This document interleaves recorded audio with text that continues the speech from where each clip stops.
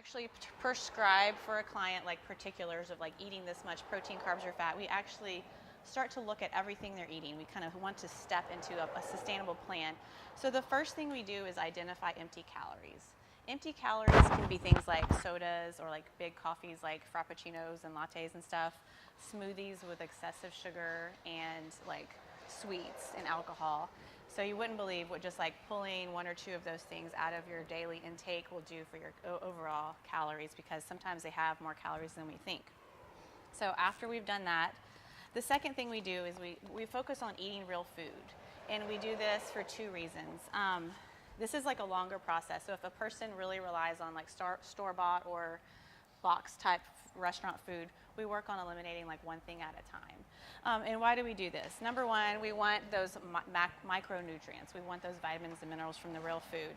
And the second thing is you can just eat a ton more if you're eating real food than if you've ever like looked at calories on something that you haven't made versus you have, it's a big difference. So I'm not against Chipotle, but I'll use Chipotle as an example. So say we run to Chipotle for lunch. I'm trying to be good. I get the salad. I skip the guac and the cheese. That salad is still over 600 calories. And then say add the guac and the cheese, we're looking at 1,000 calories and a couple chips. You know, I'm into 1,200 calories, and that's just for like my one meal for lunch.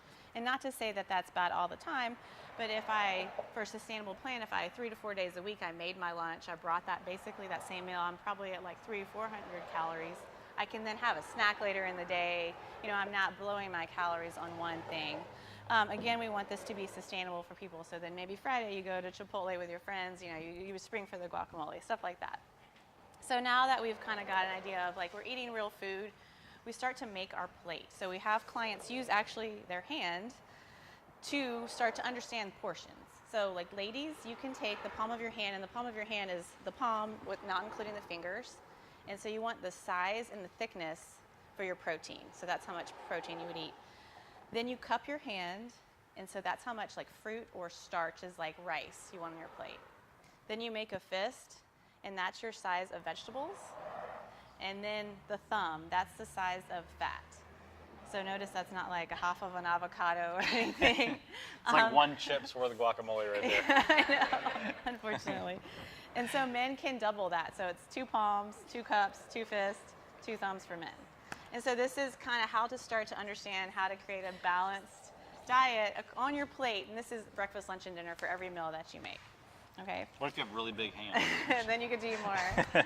So not until we've like mastered all these steps and we're comfortable with like starting to get to understand what real food is and how much to put on our plate, do we even consider if the client is interested like looking at particulars.